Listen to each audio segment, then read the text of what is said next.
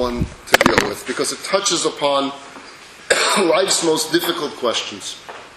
Faith, difficult question, and suffering, difficult. Combine faith and suffering and you really have a dilemma. You see, faith is easy when all is going well.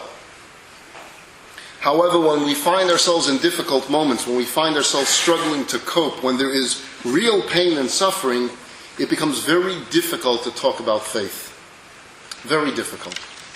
Yet to hide from this question, to ignore the question, leaves a void in our search for understanding of Judaism. If we simply dismiss the question and say, let's not ask it, because it's too difficult to touch, then there's a void. There's a void in our understanding of God. There's a void in our understanding of finding meaning and fulfillment in our lives. We must talk about this subject because life does include pain, and unfortunately life does include suffering. And our challenge must be to find fulfillment even when we find ourselves in these most difficult of times. Now I'd like to say on the outset that I don't intend on answering all of your questions on suffering, because your questions are my questions. But I'd like to share some thoughts, perhaps some perspective, some insight into the Jewish response to suffering, to pain, and to tragedy. There was a great rabbi called the Chafetz Chaim, and he once said the following: with faith, there are no questions, but without it, there are no answers. Now, maybe for the Chafetz Chaim there was no questions because he had faith. For us, there still are questions. But the latter part of his sentence, I believe, is true for all of us. Without it, there are no answers. We have a gift that's been given to us that offers us so much. The gift is the book of the Torah. You see, the Torah is not just a book of laws. It's not just a book about the commandments given to the Jewish people. It's not even just a history book. The Torah is about a way of life. Torah means teachings, and it provides us with a guidebook for all moments of life.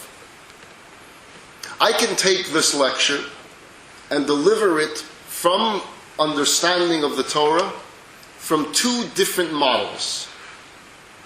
The Genesis model, the book of Genesis model, and the book of Exodus model. The book of Genesis model, primarily in the book of Genesis we deal with the patriarchs and matriarchs. Abraham, Isaac, and Jacob, Sarah, Rivka, Rachel, and Leah. It's their story. It's the founding story of the Jewish family. Abraham was tested by God 10 times. Constantly challenged. His faith challenged. God wanted to see that his faith was complete, and Abraham was perfect in every challenge. The 10th and final one of these challenges, perhaps the most famous, you're familiar with: Abraham, take your son, your only son, and bring him up to the mountain, the binding of Isaac. God telling him to offer his son as a sacrifice, and Abraham follows through only for God to stop him and say, no, there will be no human sacrifice in Judaism, in the teachings of Torah. That's not going to be our way. But that was a challenge for his faith to see what Abraham would do. And yet nowhere do we find Abraham complaining to God. How can you do this to me? 10 times he's challenged, and not one time does he turn to God and say, why did you do this to me? I thought you liked me. Why did you put me through that?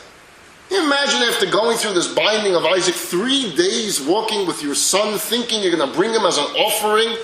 Your son that you longed for so much, that you waited for so much, that you love so much, and only for God to say, hey, as a joke. I turn to God, what did you do that to me for?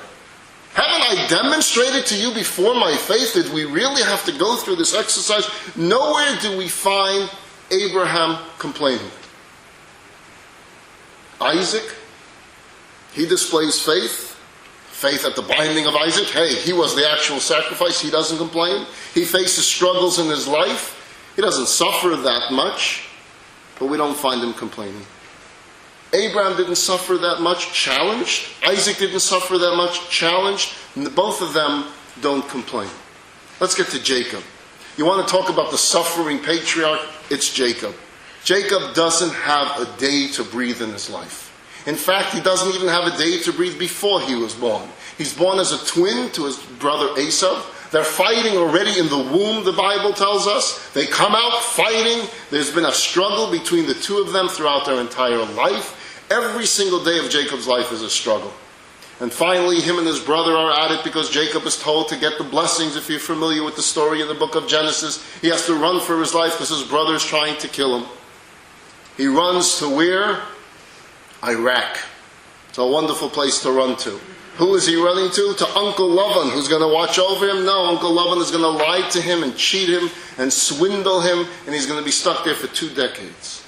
He's going to leave that area, finally come back home to discover that Esau is coming at him with an army. His brother, again. He finally gets through that challenge. His daughter is kidnapped and raped. He gets through that challenge. His wife Rachel dies young on the way. It's challenge after challenge, and just when you think finally he can live at peace for the rest of his life, the story of Joseph unfolds. And he believes that his son Joseph was killed, and for 20 years he mourns the loss of his son. Jacob is a suffering patriarch. He goes through pain and suffering. And yet nowhere in the book of Genesis do we find Jacob turning to God and saying, "Why are you doing this to me?" We just don't find it. We don't find that verse. He accepts it. What is it that he accepts? He accepts God knows what he's doing, and he accepts that which comes his way. So this first model of the book of Genesis, if we were to take on this subject of faith and suffering and only look at the book of Genesis, we would come away with that faith means you believe in God, you believe that everything that comes forth from God is for a reason, and you accept it and you march on forward. That's the patriarch's way. But everything that takes place in the book of Genesis, that takes place to Abraham, to Isaac, and Jacob, let's keep in mind, is happening to them. It's not about the suffering of other people. It's about suffering that's going on in their lives. I prefer tonight to look at a different model. I would like to study with you the model from the book of Exodus. Because here we deal with the suffering of other people. Here we deal with watching a world in which good people are suffering. We're no longer looking at this from our own internal perspective. I am going through difficult times. How should I respond? But suddenly, hey, 1 second. That person's a good person. Why is this happening to that person? The book of Exodus model. How does the book of Exodus open? The Jewish people are living in which country? Egypt. How did they get there? From the story of Joseph, book of Genesis. They're in Egypt, they're enslaved, they're suffering, they're exiled. They've 210 years of slavery. After 210 years of slavery, the Torah tells us God meets who at a burning bush? Introduction to Moses. Okay? The main actor of the Torah, of the book, not just of the book of Exodus, but from the book of Exodus and on, Moses is introduced to us. He's introduced to us early in the story about the basket, how he was born, raised as the prince of Egypt, as Pharaoh's adopted son, or Pharaoh's adopted grandson, how he has to run for his life. But we have this story of Moses at the burning bush. Now it's interesting. Moses is the leading character, as we said, of the Bible. How much do you know about Moses' first 80 years of his life? Moses lives 120, which is, by the way, where the blessing comes from. We always wish someone you should live till 120. Moses lives till 120. At the burning bush, he's 80 years old. Leading character of the Bible, holiest figure within Judaism. How much do you know about his life for the first 80 years? A few verses. You don't get too much. You get what I call snapshots, small pictures. Sometimes, you do a slideshow, and although it's not a video, and it's not a movie, and you don't have all the details and all the talking, but sometimes the snapshots tell the story. We get some snapshots of the story of Moses. Snapshot number 1. He sees an Egyptian, the Torah tells us, this short story. It takes 1 verse. He sees an Egyptian beating upon a Jew. He's Prince of Egypt. Remember, right? He's raised in the palace. He knows his biological identity. He knows that his biological mother was a Hebrew, but he's raised in the palace. He's not a slave. He has all the riches and the luxury of living in the palace with Pharaoh. And he comes out and he sees a slave being beaten by an Egyptian. Why should he care? He's royalty. And the verse says he stops and he looks and he defends the Jew. Snapshot number one, Moses cannot handle intolerance. He cannot handle injustice. He cannot handle the fact that a poor innocent slave is being beaten by this Egyptian, and he gets involved. Snapshot number two, next day he sees a Jew fighting against another Jew. He walks over to him and says, why are you doing this? It's such a wicked thing to fight amongst yourselves. Moses can't tolerate hatred. Snapshot number three, he has to run for his life because Pharaoh found out what he did the day before to an Egyptian. And Moses has to run for it. And he runs out of Egypt and he runs to Midian.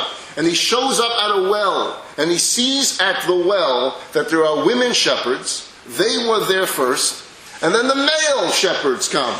And guess what? In biblical times there was some sexual harassment going on.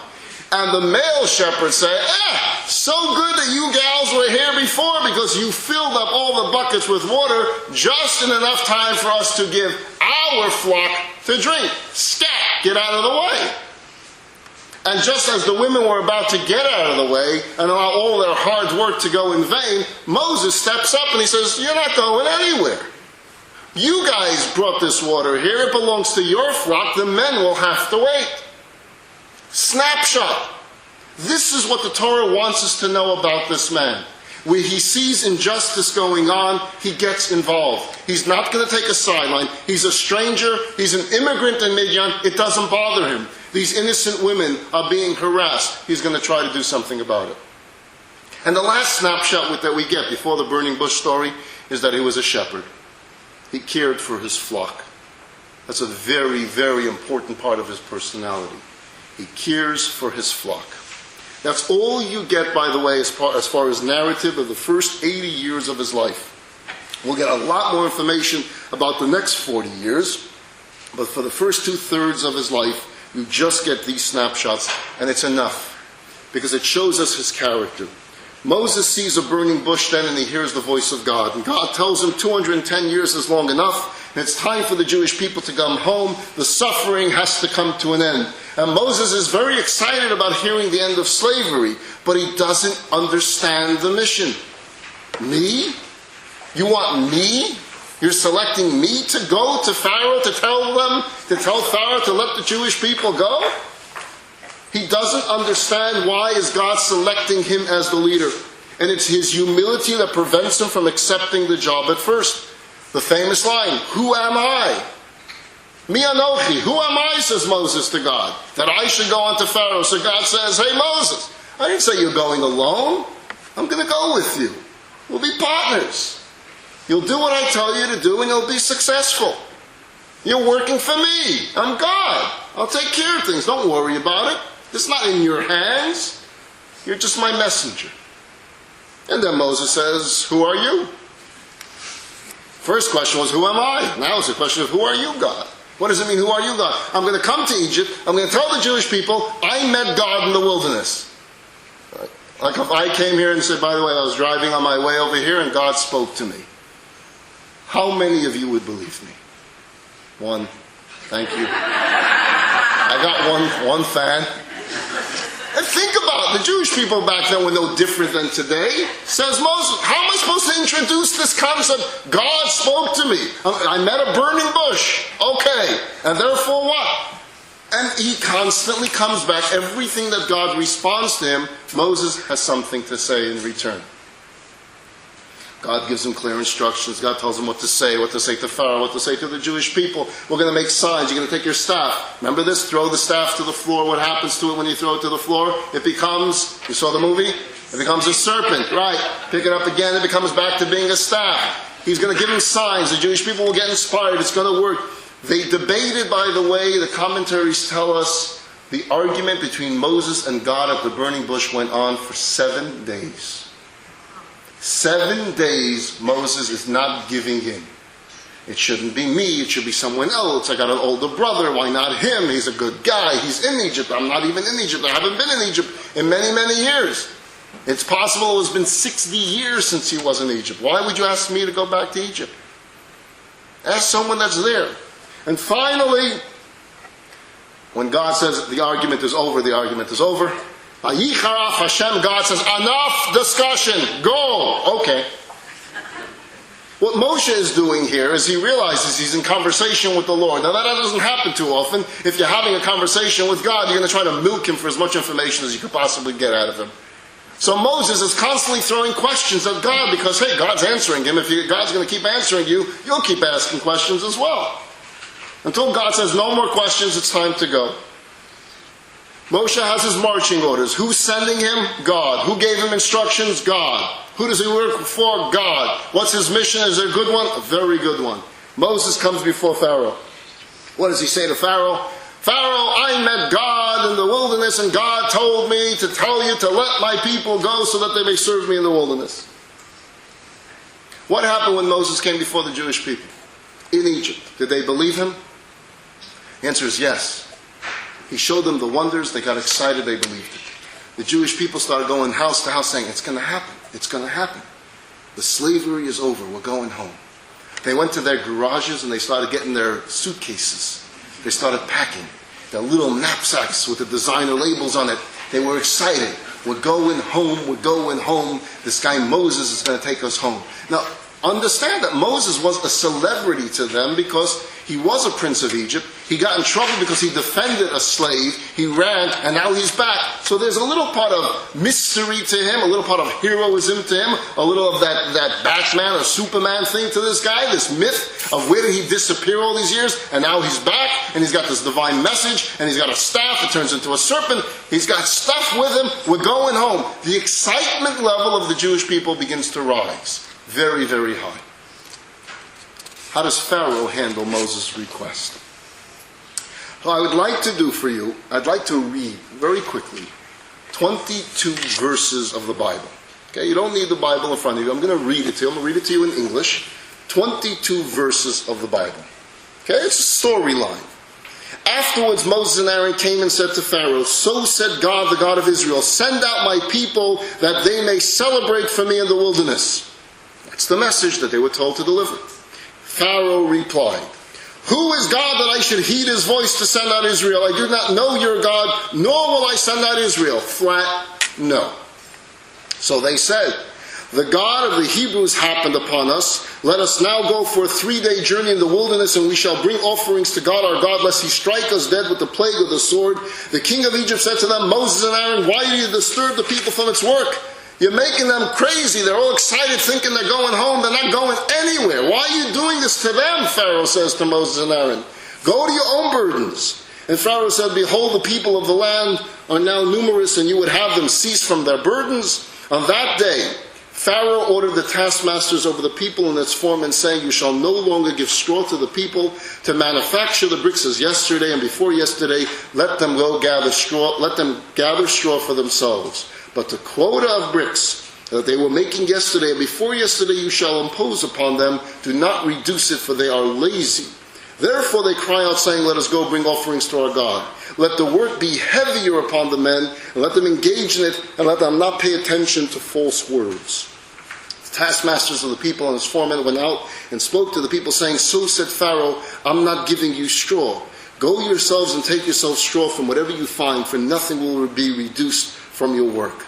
So the people spread out through the entire land of Egypt to gather gleanings for straw. The taskmasters pressed, saying, complete your work. The daily matter each day is when there was straw. The foremen of the children of Israel, whom Pharaoh's taskmasters had appointed over them, were beaten, saying, why did you not complete your requirement to make bricks as yesterday and before yesterday or the day before? Do you understand what's going on here?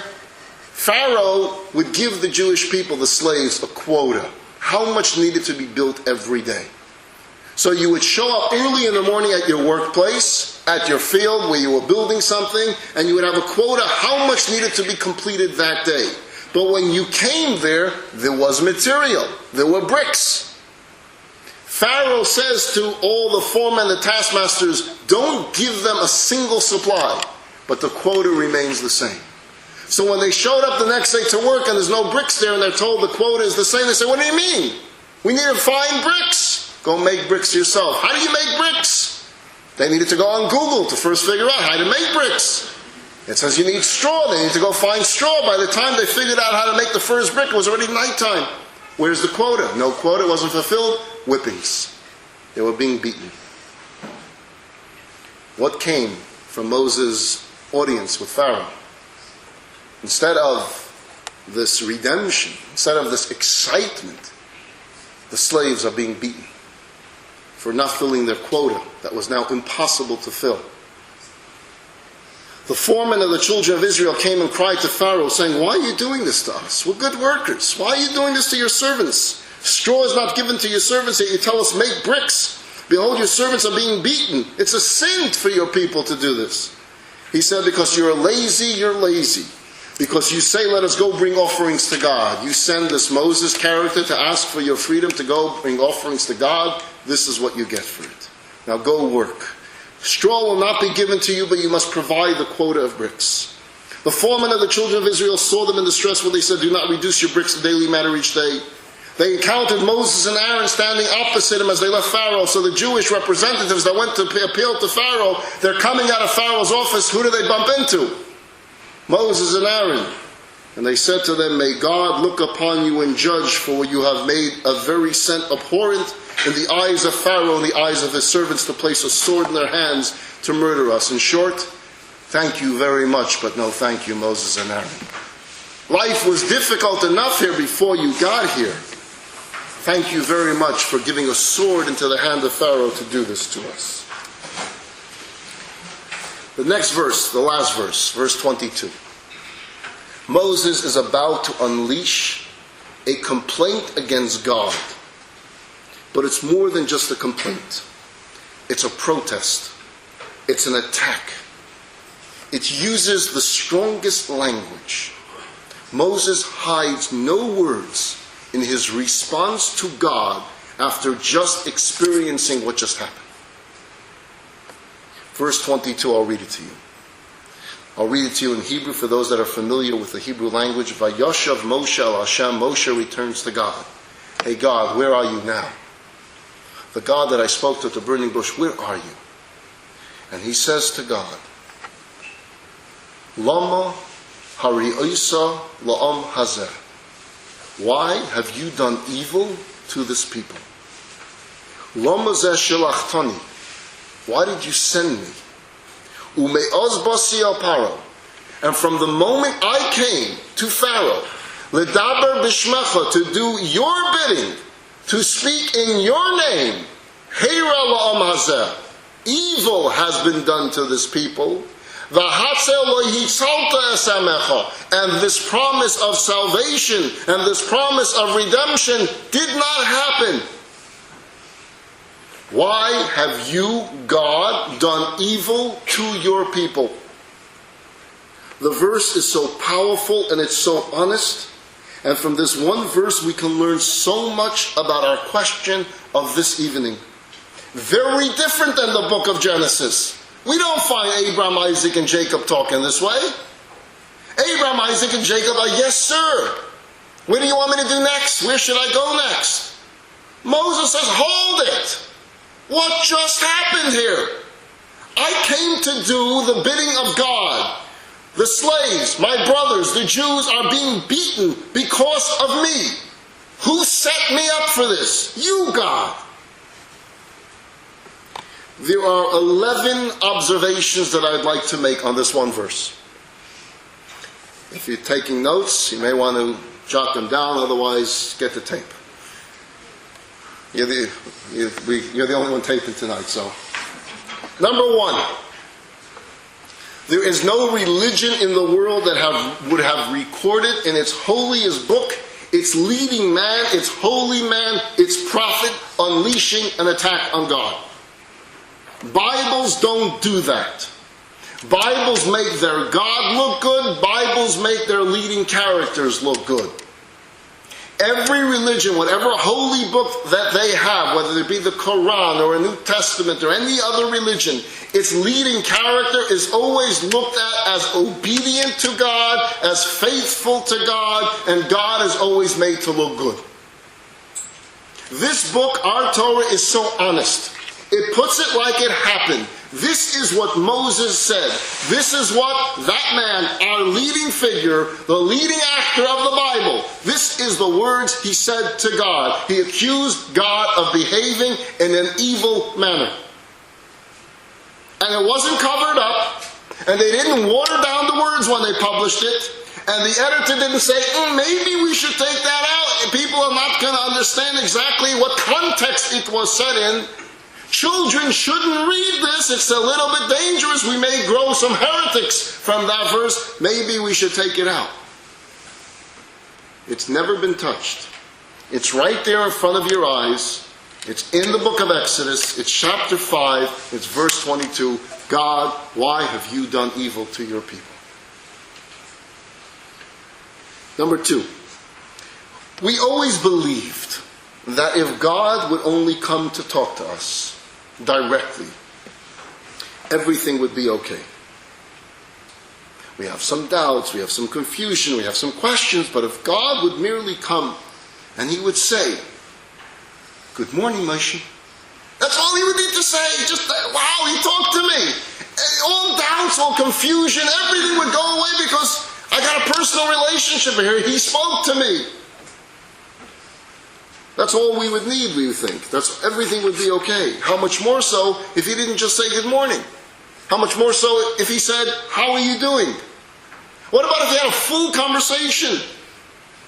Everything's got to be okay. Then God spoke directly to you and he answered your questions. Everything is fine, right? Wrong, says the Torah. Moses stood with God and conversed with him for 7 days, and he's more confused than the rest of the Jewish people. He's the only one yelling here. The guy that spoke to God for 7 days is the one that's turning on God. The other guys are yelling about Pharaoh, they're yelling at Moses. The only one turning against God is Moses, the guy that God spoke to. So this idea that if God would merely speak, that's our real problem of faith, that God didn't speak directly to us. God could speak to you, and the very next day something can happen in your life, and you're right back struggling with that same question of faith and suffering where you were even before God spoke to you. Yisrael, the very name of God, comes from the word to wrestle with God. It's Jewish to question. It's a Jewish way that we wrestle with this question. Number 3, we must separate faith that there is a God with faith that everything is okay. Let me explain that. When we say, I am struggling with my faith, that can have 2 connotations. I'm struggling with my faith. I don't know if I believe there's a God, or I believe there's a God. Not I believe, I know there's a God. My faith is because I believe in God and I don't see that things are okay, that's weakening my faith in God. I know He's there. I wonder what's He busy doing. Why isn't He doing anything about what my eyes are seeing right now? Just because we struggle with our faith doesn't mean we struggle with our faith that there is a God. We know God is watching. But with that faith being even absolute, we still struggle with the faith when we see. When we see good people suffering. When Moses saw the Egyptian pick up a whip and whip it on the back of a Hebrew. It's not okay. I know you're there, God. I know you're watching, and that's what bothers me even more. You're watching this unfold. Do something about it. And when God doesn't do anything about it, Moses is perplexed to the point that he cries out. Number 4. Most surprising in this 22 verses is what comes next. God's response. How does God respond to this verbal attack of his leading character, the one that he selected at the burning bush, the one that he said, you're the guy, I've gone through my computer search, my background check, you paid your taxes, everything is fine, You're the guy, and then this guy that you selected after all of this research turns on you and calls you evil. What's the response from God? And the answer, there is none.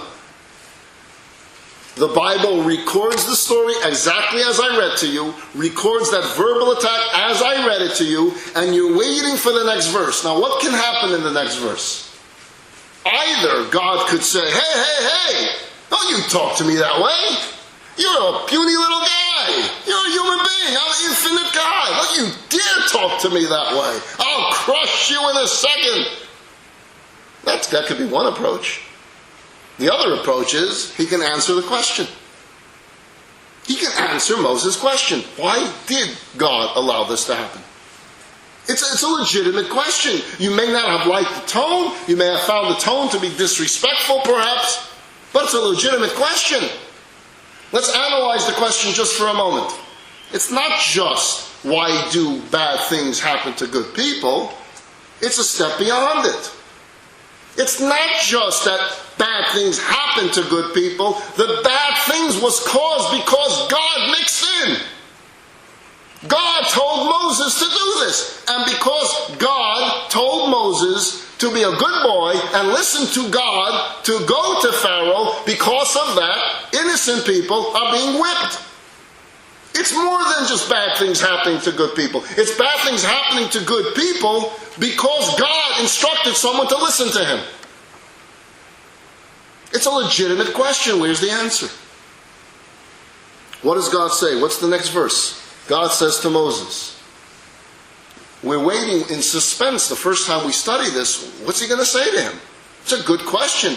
Either he's going to say, don't you talk to me that way, and we're going to learn that, hey, we don't speak to God that way, we accept things, that's it. Be like the Genesis model. Whatever God says we do, we don't ever ask questions. But if we ask questions and then record the questions, then what's the answer going to be? God says to Moses, now you will see what I shall do to Pharaoh, for through a strong hand will he send them out, and with a strong hand will he drive them from the land. The earth didn't open up and swallow up Moses. And he doesn't answer the question. What does he say? Let's go on with the mission. Now you're going to see, this is opening words, now you will see what I will do to Pharaoh. You have to watch the next scene. You have to see what's about to unfold. It doesn't mean it's going to answer your question of the first scene. But let's wait for tomorrow and see what happens to Pharaoh. Could have God given Moses a reason? I'm sure God had a reason. But he chose not to respond to Moses with it. And on top of that, he chose to record Moses' verbal attack in the Torah and to leave Moses' question unanswered. The Bible leaves the most powerful question asked by its leading prophet in the strongest words and leaves it unanswered for all eternity. Why? Because there is no answer. God would rather leave it an unanswered question than answer it, because if he answers it, we become comfortable with suffering. Oh, there's an answer. Oh, it makes sense. If he deletes the question, then we think we're not allowed to challenge, and we're not allowed to ask, we're not allowed to struggle. That's not true either. I go a step further. I believe that God left this question in because he wants us to learn from this question. He wants us to behave like Moses. He wants us that when we see suffering, that we're not comfortable with it. That we cry out, that we protest, that we struggle, that we don't make peace with the suffering of another human being. That it reaches deep into the core of our soul, that we can't go on just eating breakfast, lunch, and dinner like it's another day. Because a human being is suffering, and that human being doesn't deserve to suffer like this. And just like Moses cries out, we cry out.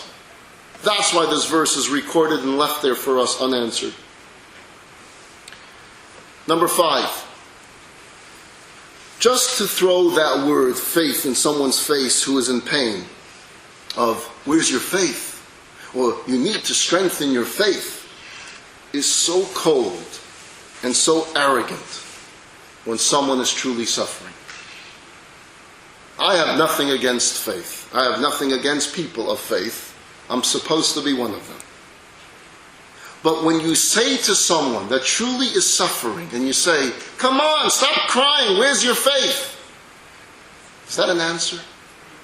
Is that a religious answer? The person is suffering right now. Now you're going to question their religiosity?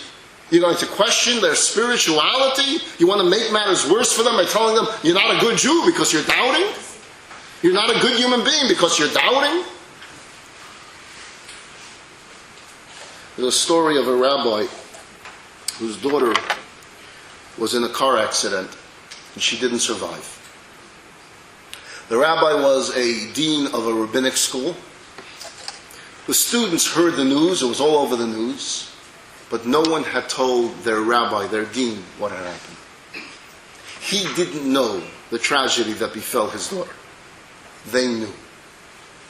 The job was given to one of them to break the news. Who's going to tell them? So they draw a lot. And one fellow's name was the one selected to go break the news. And so he goes and he knocks on his Rebbe's door and he says, I have a question, a Talmudic question for you. I read a piece of the Talmud and I'm struggling with it. The Talmud says that the same way that we thank God for the good in our lives, we have to thank God for the bad in our lives. How does this make sense?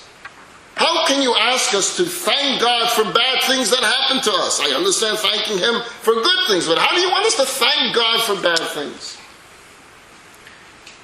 And so the rabbi began explaining that in the deepest level of faith, everything that God does is for the good. And even tragedies come from the highest place of love that God has. It's just that we have a very difficult time understanding that love. But we need to believe and know that it's coming from this high place of God. He's giving him this philosophical, Kabbalistic understanding of this highest element of God's relationship.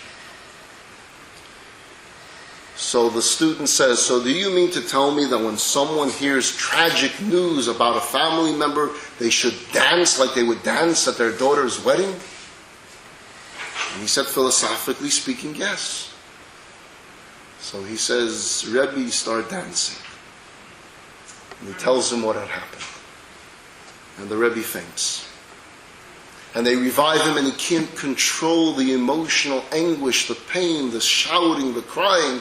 And the student is there saying, Rebbe, you just told me that this is the highest level of God's love, that it's coming from the highest place, all of this that you just said. And he answered this one simple line.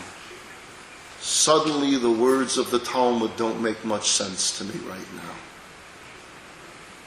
Intellectually it makes sense, philosophically it makes sense. I can stand here and give you that type of lecture. I can tell you that we just don't understand the ways of God. I can tell you that on the highest levels of love, that every tragedy is really going to turn into blessings. And when we come into the heavenly world, we're going to understand all these blessings. But my dear friends, when we go through suffering ourselves, or when someone's going through suffering, that's not the time. Because that pain is real. And that pain is tangible. And suddenly to just throw cold faith and intelligent and intellectual discussion and philosophy on someone who's suffering doesn't work. Suddenly that teaching of the Talmud doesn't make much sense to me. Someone wants to adjust the air. I think some people are a little bit chilly. And then it's going to get warm. Number 6. God's first words. Now you will see. Remember I told you that he said, now you will see. Now. Perhaps hidden in those words is God saying something else. Now we have a leader. Now I know I picked right. That's what I'm looking for. I want a leader that's going to put his people before anything else. You see, you would imagine, if you were just looking at a people of faith from the outside, that the best leader for the people of faith would be the one that would have responded to this. He would walk out of Pharaoh's door. Pharaoh would have given his order. Moses would have gone back to God and said, God, what next? What would you like me to do next? that would not have been the leader that God was looking for. But the leader that's willing to turn against me, to call me evil, because of his love for his people, because he wants to defend his people, because the pain and the wound on the back of his fellow disturbs him to the point that he's willing to risk it all and give it all up and give up this leadership role, that's the guy I'm looking for. That's Moses. Now we have a leader, says God. Now let's start the Exodus story. Until then I wasn't sure for certain what type of leader you're going to be. Now we have a leader. Number 7. Moses says it's bad enough that Pharaoh says no to the request I made in your name. But not only did he say no, he intensified the exile. You see, had Pharaoh simply said, no, I'm not going to listen to you, Moses could have withstood that, because he would have said, okay, tomorrow we're going to try a different angle.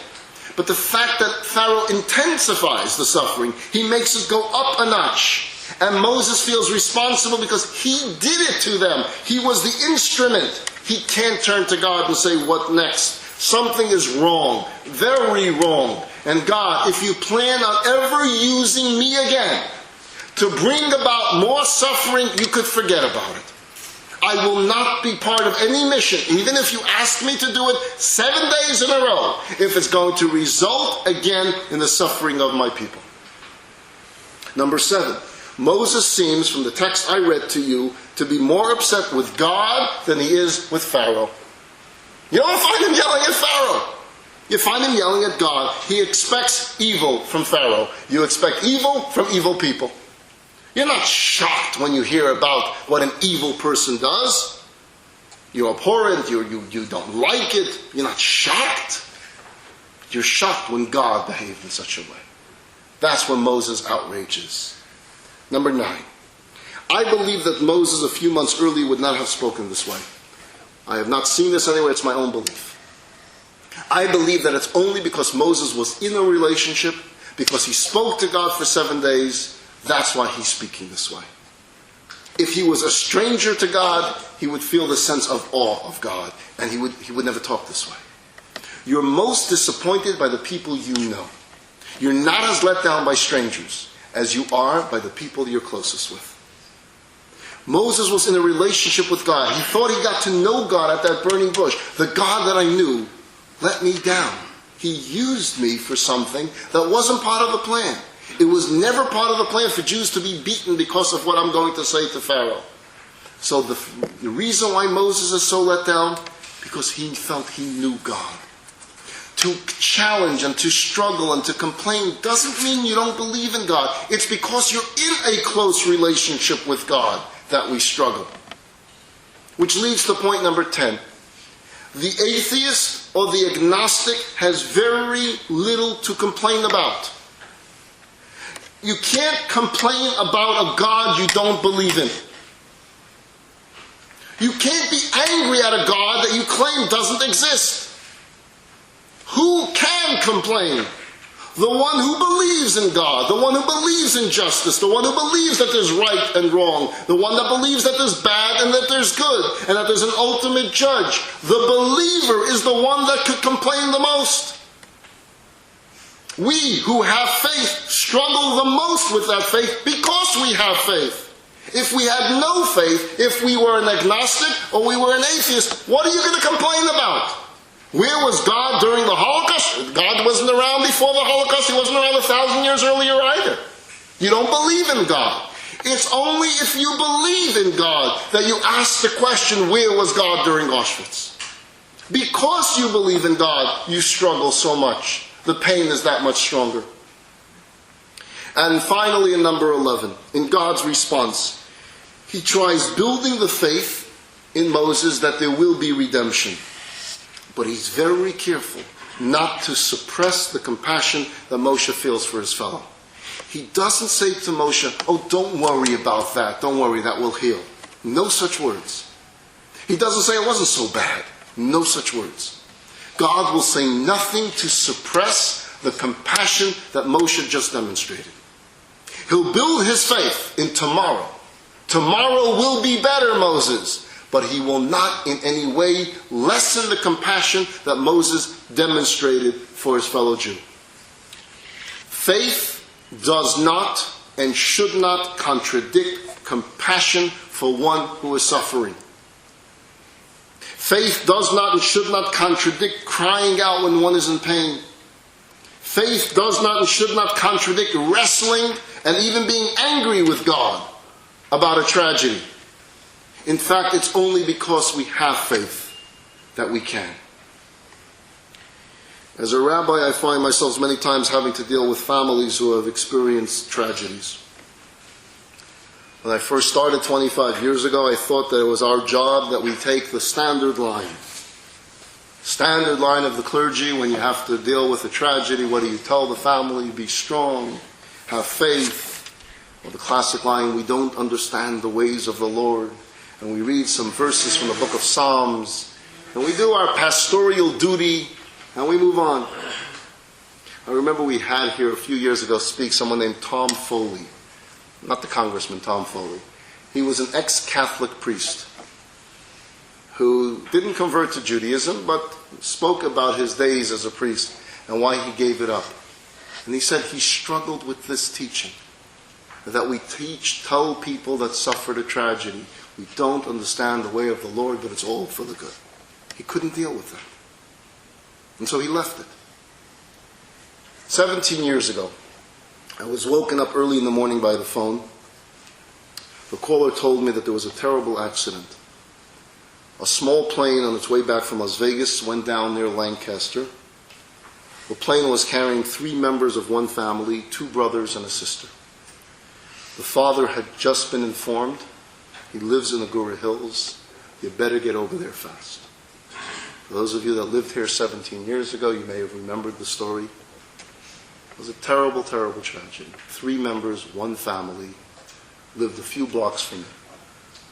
Call comes in, 5:30 a.m., get over there real fast. Father was just told a minute ago. You run into your car, you're making your way over to the house, and in that 3 minutes, suddenly this thought hits me. What am I going to say? Let's try some of these rehearsed lines. Be strong. You want to say be strong to someone that just lost 3 children? You want to say have faith? You want to say we don't know the ways of the Lord? What do you say? I remember coming to the house. There was a young woman outside the door. And she looked at me, and I will never forget this line. She said, "What do you want here? What do you want here?" And I understood what she was saying. What she was saying is, you're on his team. You represent him. You work for him. He did this to my uncle. What are you doing here? Get away. We don't want to see you here now. It made so much sense what she was saying. I was working on the team of the guy that let this happen. I felt part of this. And I'm supposed to walk in and be the rabbi, the minister, the one that's going to help with their grief. And luckily, before I was totally tossed away by this girl, someone else came running out of the house and said, "Rabbi, please come in, please come in." I can't tell you what I said because I don't remember saying anything. And that probably is the only response. Be there for them. But don't try philosophy. Don't try throwing faith at a time like that. Just be there. Someone just suffered. Feel that pain. Suffer with them. Cry out with them. The pain is real. When there is a tragedy, it's not okay. It wasn't okay for Moses, and he cried out. And that's the model that I always look at. There was a young father of 3 children who passed away in Borough Park a month before the holiday of Passover. After Shiva, the widow knew that she needed to be strong for her children. Passover was coming, so she was going to make the holiday as joyous as she could. So she took them shopping for clothes. She took them to a shoe store. The shopkeeper knew who this family was and obviously said all the shoes are as a gift. And the shopkeeper went to the 3 young children and gave each one a helium balloon. The youngest child was a 3-year-old child, took the balloon, opened the door of the store, and let the balloon go. And the mommy went to the little child and said, "Why did you do that? The man was so nice. He gave you a gift. He gave you a balloon. Why did you just throw it away?" And the little child said, "Mommy, I didn't throw it away. We each got a balloon, but Daddy didn't get one. And I wanted to give my balloon to Daddy." When there are orphans, it's not okay. We don't just accept it. We fight, we struggle. When you get a call from a parent whose child was just diagnosed with some life-threatening disease, it's not okay. Walk through the children's ward of any hospital and you see the faces of parents. You see the faces of children. We're not instructed by our Torah to say, it's okay. It's all for the good. It's not okay when other people are suffering. My father was the lone survivor of his entire family. He survived through miracles, many of which have been told through the story of Sugihara.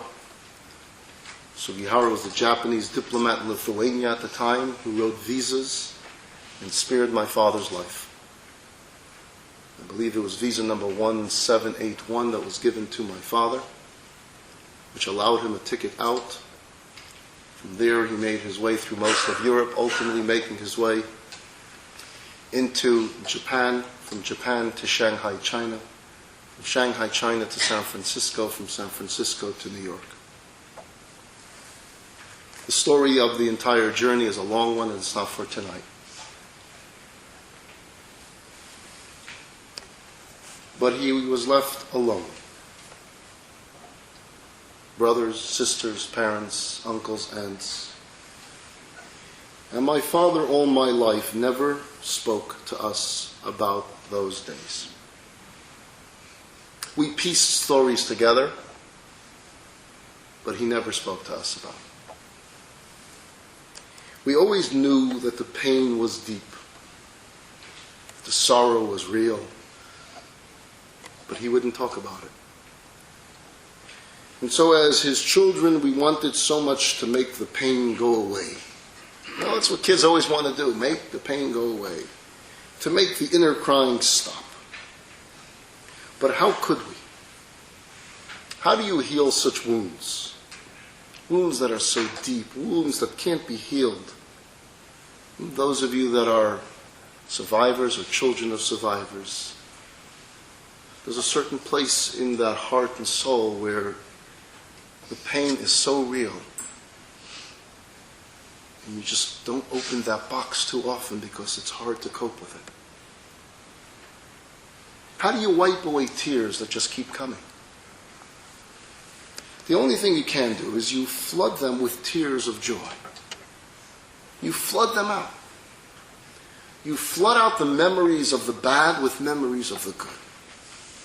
You fill your life with moments of joy, with moments of nachas, and you so over-focus on these moments of joy that you don't allow the painful memories to come to the mind. So that there's always scenes of celebration, scenes of joy. And so 11 years ago, I was speaking to one of my older brothers and I said, our parents' 50th anniversary is not too far away. What an occasion, what an opportunity it would be to shower upon our parents the nachas of the fruits of their labor. And so we planned a surprise family reunion for the weekend of their anniversary, March 28th, the 19th of Adar.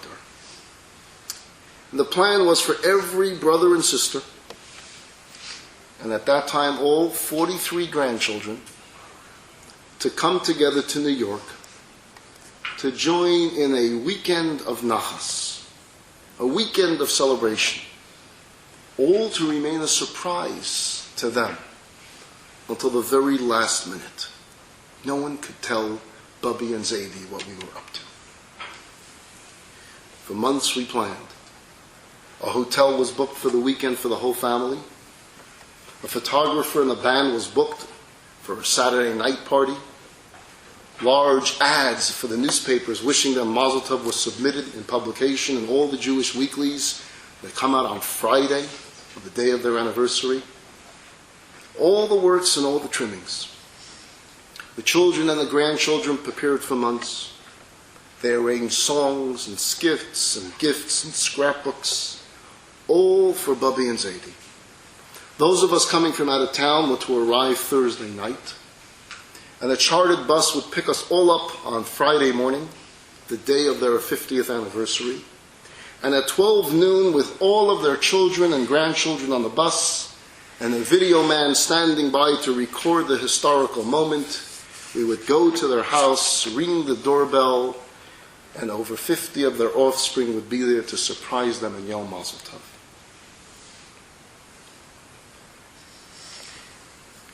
Well, tragedy struck that Thursday night. I received a call that dark night that one of my older brothers, my brother Chaim, passed away. How could this happen? How cruel can life get? All we wanted was to make them happy. That's all we wanted to do. We wanted to take this very special moment and use it as a vehicle to bring tears of joy, to wipe away all of my father's tears of sadness of his youthful days, of his longing to see his parents once again, of his longing to see his sisters and his brother.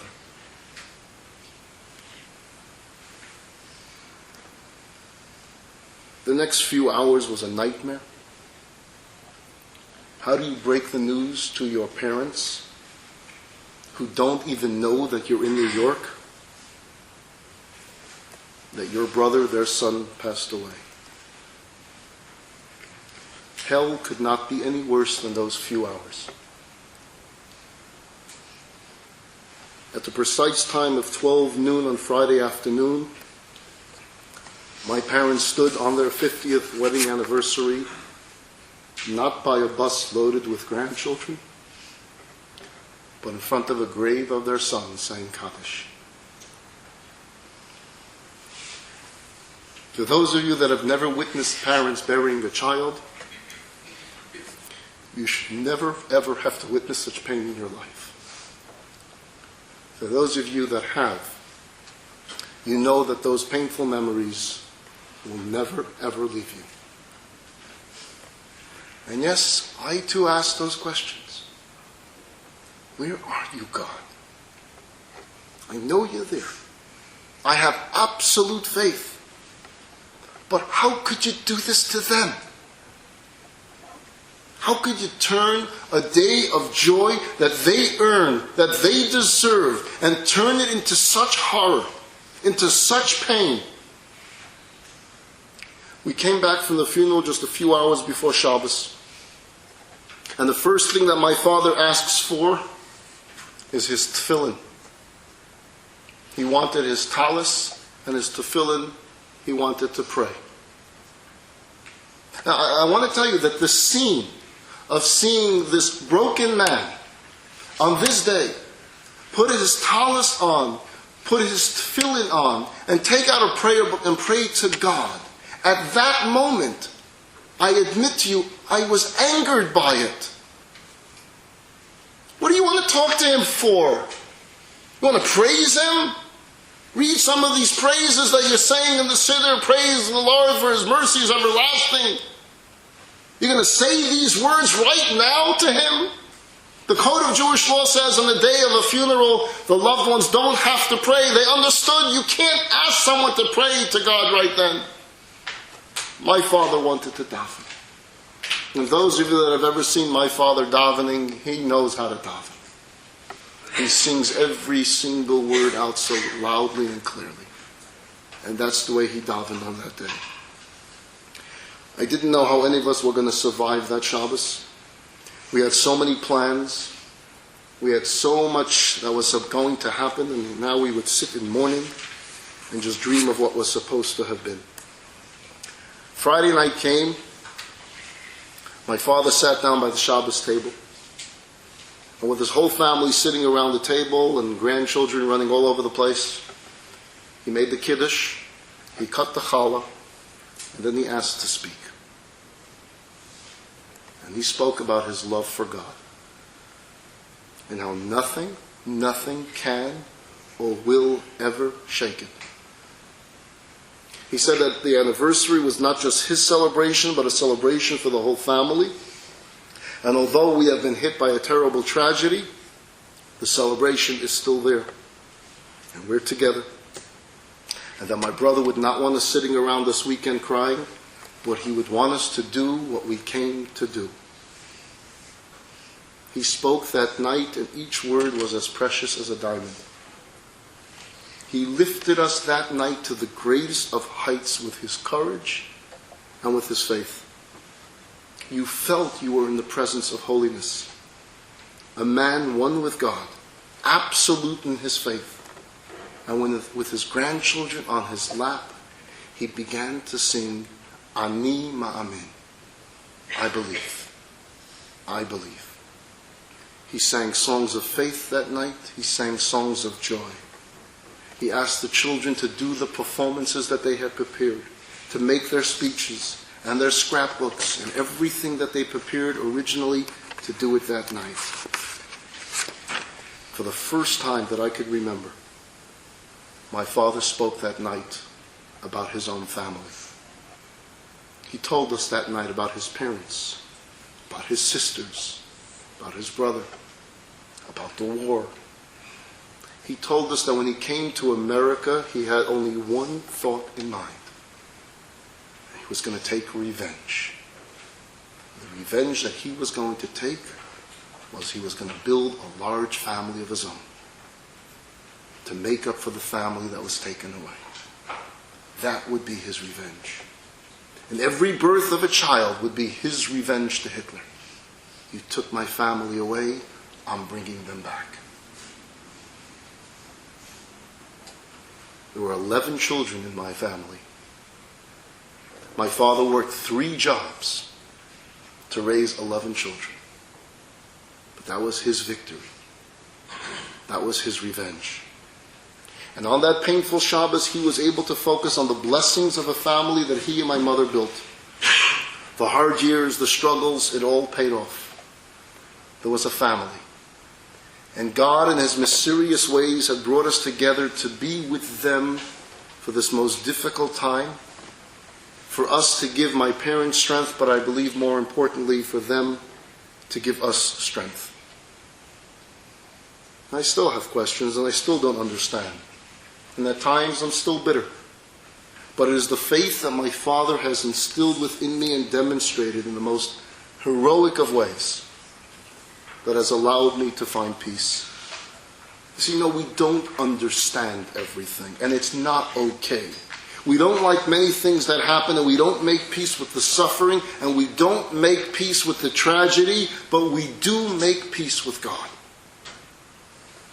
For it is the faith that gives us the strength and the capacity to deal and to cope with our grief.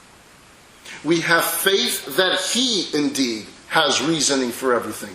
We have faith that God knows why something is happening. I don't know it.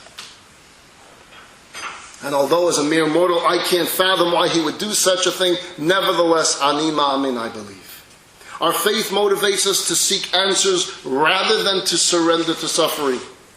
The stronger our relationship is with God, the more strength we will have within ourselves to carry on. Now, living a life with God and fulfilling the Torah and the mitzvot does not guarantee you a life that nothing will ever happen to you. I wish I can say that to you. That if you kept Shabbat and kosher and every one of the laws of the Torah, no harm will ever befall you, no pain will ever come your way, no suffering will ever happen. But people that do observe do suffer too. But because they have that strength of that faith, there's a tomorrow for them. It's what the Torah and the mitzvot give us that give us the strength to carry on the next day. Ata, says God to Moses, now go on. Now in that way, in that challenge that you have on me, now carry on forward. Something has changed within you. You're not the same that you were yesterday. Now carry on. Without faith, I don't know how you can survive in today's world. Life is tough, it's rough. As much as you want life to be like a sitcom with the characters always... anyone remember I Love Lucy? Remember I Love Lucy? Lucy always gets into trouble. Every single show, Lucy gets into some type of trouble. But somehow after 20 minutes and a dozen commercials, it always has a happy ending. Da da da da da da da da. She's always a happy ending. Oh, the show's over. You wish life was a sitcom. It always has a happy ending every day. Yeah, don't worry about the struggles there because 8 p.m. tonight, it's all going to be okay. My friends, life is not a sitcom. It doesn't work that way. There are many shows that don't have happy endings and some never will. Some happy endings may take a decade to get to. The only way we get through these days and weeks and months and years and decades of our life is to have faith in something bigger than ourselves. Without that, you can't survive in this world.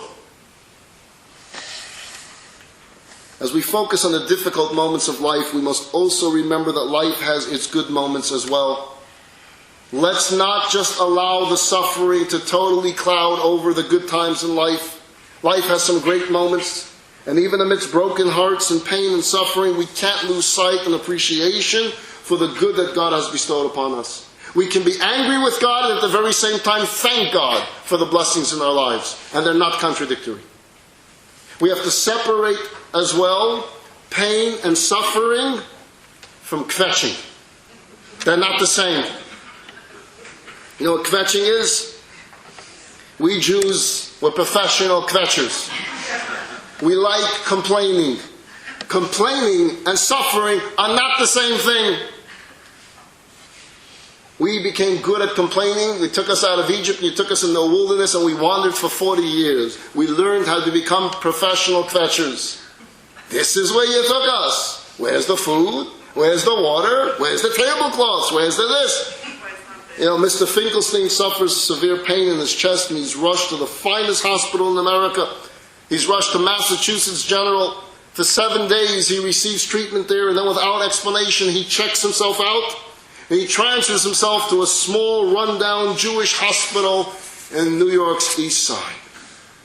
The doctor on the ward is intrigued by the decision. He sees you were transferred to Massachusetts General. There he says, what was wrong with Massachusetts General? Was the doctor bad? Did the doctor have a bad diagnosis? He says, no, the doctors in Massachusetts General were outstanding. About the doctors, I can't complain. So the doctor says, it was the nurses, they were cold. They were cold to you. The nurses in Massachusetts General were like angels. About the nurses, I can't complain. So it was the food. It was too little, it was too cold. No, the food in Massachusetts General was like a feast. It was a banquet, every meal about the food. I can't complain. So Mr. Finkelstein, tell me, why did you leave Massachusetts General to come to this Verstunken hospital? Because here I can complain. A Jew needs to complain. It's part of our nature. We can't be in an environment where there's nothing to complain about. We have to find things to complain. Complaining is fine so long as we learn not to take it too seriously. Don't take it too seriously. Don't confuse real pain and suffering with kvetching. It's too hot, it's too cold. That's not what we're talking about tonight. Do you appreciate what you do have, and do you thank God for it? If we're going to talk about suffering and anguish and our challenges to God and our wrestling with God, let's be fair about it.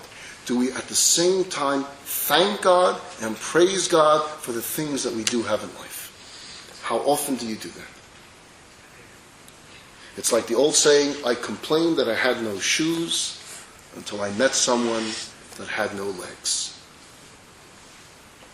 My family suffered a tragedy 11 years ago, but it doesn't stop me from thanking God for my wife, for my children, for my granddaughter, for my community, for the blessings that God has given me. Faith allows us to see that life has meaning. A philosopher once said, he who has a why to live for can bear with almost any how. If you have a why to live for, you can bear with any how. If we recognize that our life is of great importance, that at every moment of life has meaning, even the dark moments. Viktor Frankl, in his wonderful book, Man's Search for Meaning, writes concerning those who survived the concentration camps, and I quote, "It did not really matter what we expected from life, rather what life expected from us." So long as we still have meaning in our life, so long as we still have purpose, we can go forward. This comes from faith. Deep down we know that God's there. And deep down we all want to have this relationship with God. We want a close relationship with God. Any one of you have a 12-month-old child? 9-month-old child? 6-month-old child? 12-month-old grandchild? Immunizations. Do you remember those days when you had the shots to bring your kids? So let's paint the scenario. You got the 3-month shot. Okay? You take your kid in the car, put him in the car seat, of course, go down to Kaiser, come into the lobby, go to the elevator, go into the place where you have to wait for a long time. Sorry if there's any Kaiser employees here. And then you get called into the room. Doctor, nurse comes in, gets the baby ready. Doctor comes in with the immunization shot. And the baby's screaming and you're in pain as a mother. You're crying yourself. 6-month shot comes. Get into the car. Start driving down the 101 freeway. The baby sees you getting off on DeSoto. Baby starts looking. Don't make a left. Don't make a left. You made a left. You made a left. Don't go straight. Go straight. No. You're not turning. You're not turning. You're not turning it. Oh no, you're turning. Don't take the elevator to the 2nd floor. I know that place. I know. It's true. Everything I'm telling you is true. Babies know Kaiser. They know immunization times. They know ahead of time. By the time it's the 12-month shot, this baby has figured it all out, knows exactly what's coming. The baby starts crying, I guarantee you this. The baby starts crying before the doctor walks into the room. The baby recognizes the room, knows the smell, knows the feeling, knows everything about that room, and knows what it means. It means pain. And there is a conversation going on beyond language. This little 12-month-old darling is staring into his or her mother's eyes. Mommy, you tell me every day 41 times, I love you, I love you, I love you. And you don't stop kissing me. If you really love me, get me the hell out of here. Just get me out of here. I don't want that masked man to come in this room. Because that masked man will take that sharp instrument and stick it into me, you know what, and it's going to hurt a lot.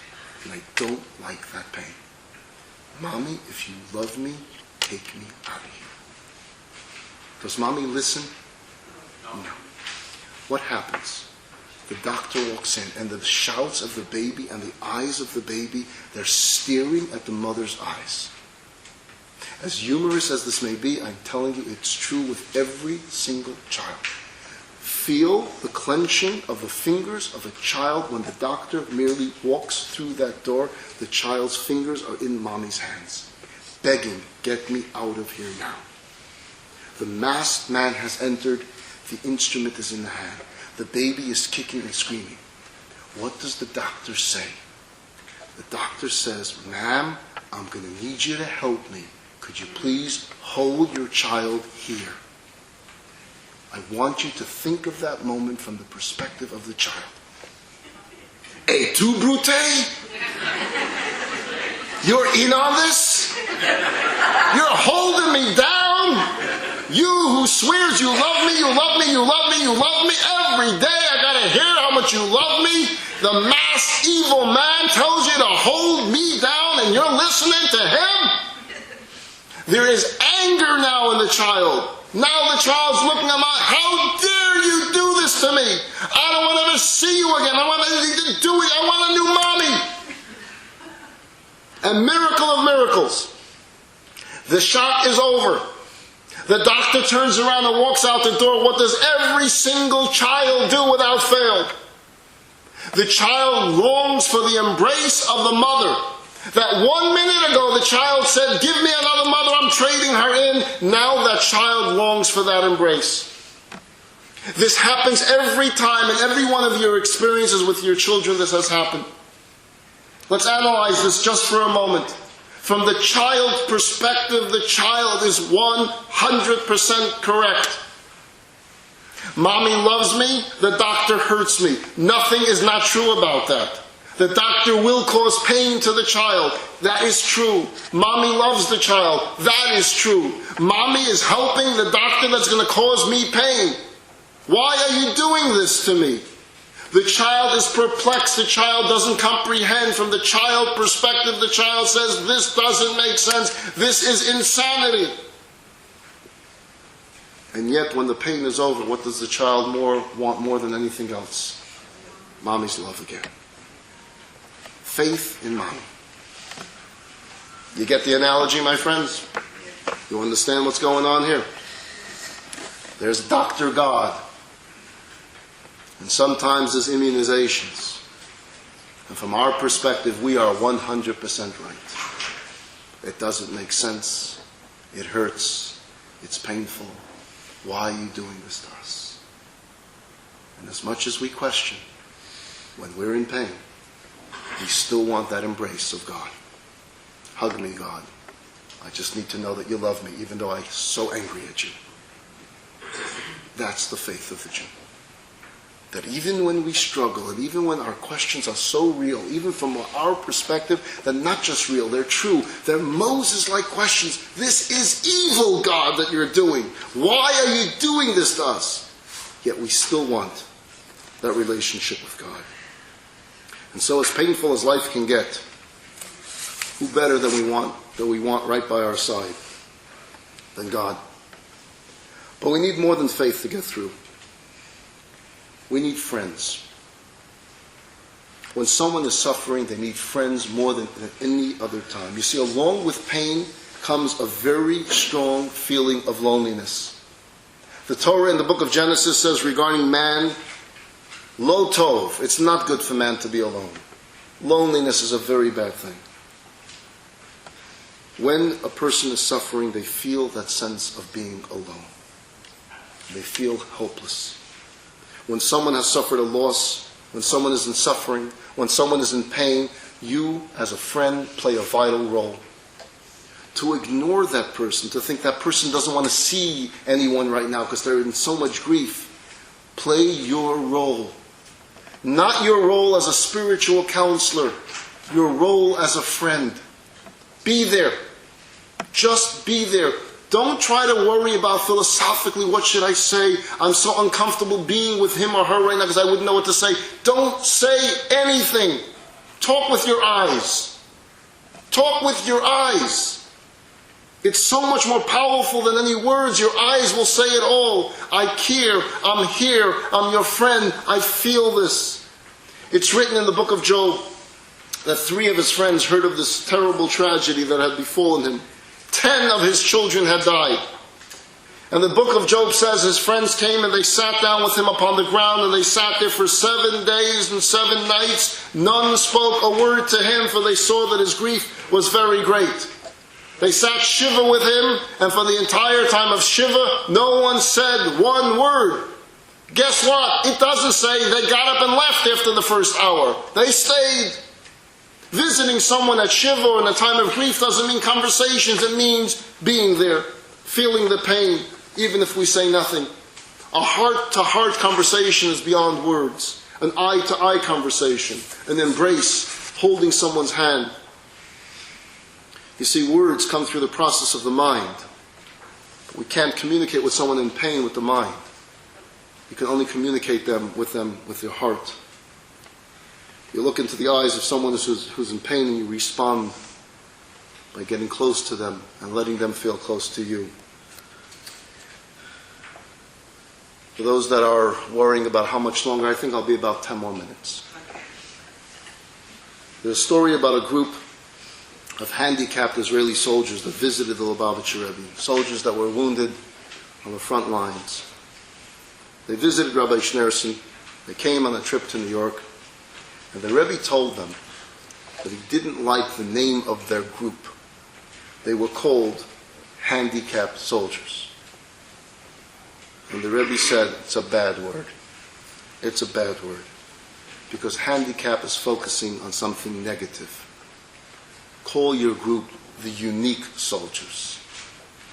That focuses on something positive. When you have gone through an experience, a negative experience, whether it's a tragedy or some suffering, you are in a unique position now to bring change for others. The passion that you have, the energy that you have is different than anyone else's. One who has suffered a tragedy, one who has suffered pain, as the Rebbe said, must translate their pain into action and their tears into growth. You have to forge ahead. You have to affect change. Think about it out there. MAD, Mothers Against Drunk Driving. Mr. Walsh, who lost a child. We had here in our community the Goldmans, who lost a child in the O.J. Simpson murder. Each of these individuals suffered tremendous pain, but utilized that moment to ricochet themselves into causing change for others. God says to Moses after his bitter complaint, now is the time to go back to Pharaoh. It's okay, Moses. You can say what you want to say about me. You can call me evil. That's fine. I like it. You're getting angry, Moses. That's what I want to see in you. Now take that anger, walk into Pharaoh's office and talk to him again. Use that passion that you now have and do something with it. Only in this unique position can you affect such change. There was a father of a daughter. The daughter complained about how difficult her life was, and how things were so hard for her. She didn't know how she was going to go to make it, and she wanted to give up on life, and she was tired of the fight and tired of the struggling, and it seemed as just when one problem was solved, another one arose. Her father was a chef by trade, and he said, my dear daughter, come with me into the kitchen. She did. He took out 3 pots. He filled the 3 pots with water and he placed them on a high flame. In one of the pots, he put carrots. In another pot, he put eggs. And in the 3rd pot, he put some coffee beans. And he let the 3 pots sit and boil without saying a word, just staring at the pots. Daughter waited, wondering what's going on. 20 minutes go by, he turns off the burners. He fished the carrots out and placed them in a bowl. He took the eggs out and placed them in a bowl. And he ladled some coffee out and placed it in a bowl. Turned to his daughter and said, darling, what do you see? And she innocently responded, carrots, eggs, and coffee. He said, look again. He brought her closer and he asked her to feel the carrots. It felt soft. He asked her to take one of the eggs and break it. And after pulling off the shell, she observed a hard-boiled egg. He asked her to sip the coffee and smell the aroma. And now she's very confused and says, Dad, what is this all about? And he explained. Each of the items faced the very same adversity. Boiling water. Each reacted differently. The carrot went in strong, hard, and unrelenting, and after being subjected to the boiling water, it softened and became weak. The egg was fragile going in. Its outer shell protected its liquid interior, but after sitting through the boiling water, its inside became hardened. The coffee beans were unique, however. After they were put in the boiling water, they changed the water. Which are you? He asked his daughter. When the difficult times come knocking on your door, how do you respond? Are you a carrot? Are you an egg? Or are you coffee? How do you react with the difficult times? Are we like the carrot? We seem hard, but with pain we wilt away and we become soft and we lose our strength. We lose our faith. We lose our courage to go on. Are we like the egg that we start out with a soft heart, But after facing hardships, we become hardened and stiff. Are we like the coffee bean? Not only won't you make me wither away, not only won't you make me turn cold or distant, but I'll even get better. I'll give off a beautiful aroma, and I'll make everyone around me better than they were before. Jewish history has taught us to always be like the coffee. When things are at their worst, we get better. We get stronger. We stand up to the challenge. There is no part of history that you could point to than seeing a nation fall to its lowest ebb possible, demoralized, destroyed. Every part of the Jewish people in the Holocaust literally wiped out throughout Europe, and in America left to wonder, is there really a God? Is there really a chosen people? And to see how this nation responded with such resiliency, with such a comeback, stronger than any nation in history. Israel a few years later, Jewish day schools opening up throughout America, a Jewish renaissance in the last 50, 60 years like never before seen in our history. The coffee bean. It doesn't mean we accept pain. We're like the guy in the hospital with the gout. We give him the other leg if we can. But we carry on. We know there must be a tomorrow, and we're going to get stronger. And we're not going to let the suffering get us down. We'll have our complaints. We'll have our wrestling matches with God. We'll complain. But we'll be there for ourselves and for each other in a very strong and powerful way. So many who have experienced tragedies unfortunately fade away. They bury themselves with grief and can never pick up the pieces, can never carry on, and we can't blame them. But when there are those who have suffered and yet utilize the opportunity to fight not only for themselves but for others, those are the true heroes of our society. So where is God when it hurts? It's like the famous story of this fellow that comes to heaven. He's shown this very strange videotape of life. He doesn't actually see himself, but he sees every place he's ever been to in the order that he saw it. And he sees on the ground 2 sets of footprints. And he asks the angel showing this very strange video, what am I watching? And the angel says, it's your life. It's the video of your life, but because you have already passed on, we don't see your body, but the footprints you've made, they stay on. And he's watching every single day of his life, and finally he turns to the angel and he says, how come there are 2 sets of footprints? So the angel says, that's God right behind you all the time. Wow. If only I would have known that. But then the fellow observes something else. He says, every day that I struggled, every day that I faced adversity, every day that I suffered, every time I'm coming to a scene that I remember that was bad, it's so interesting that I only see 1 set of footprints on those days. When I needed him most, he wasn't there. Says the angel to silly man. If God didn't pick you up on those days and lift you on his shoulders and carry you through that day, do you think you would have survived that day?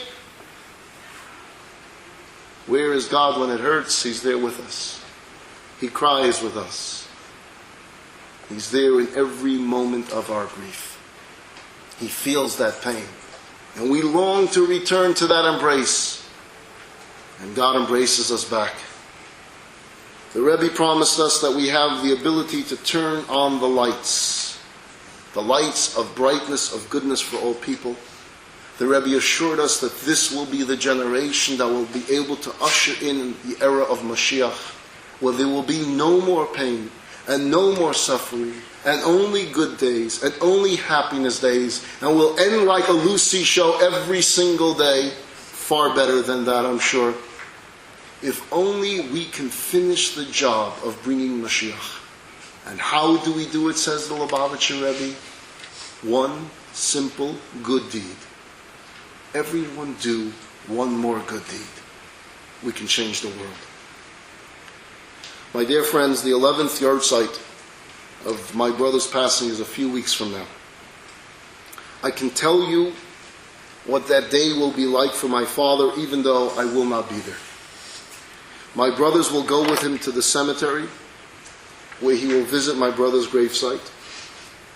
He will pray, he will talk, and his tears will still flow from his face. And after a long period of time, he will head for home. Only I know him. I know he won't go home. I know this because I know him so well. My father will go to a florist, and he will pick out a huge arrangement of flowers and bring it home to my mother to celebrate their 61st wedding anniversary. Because amidst the pain of the day, they will celebrate life. Life of their children, and life now of their over 80 grandchildren, great-grandchildren, for he knows that life must go on. And he will thank God for what he has. He'll thank God for a life that's worth celebrating. Thank you very much.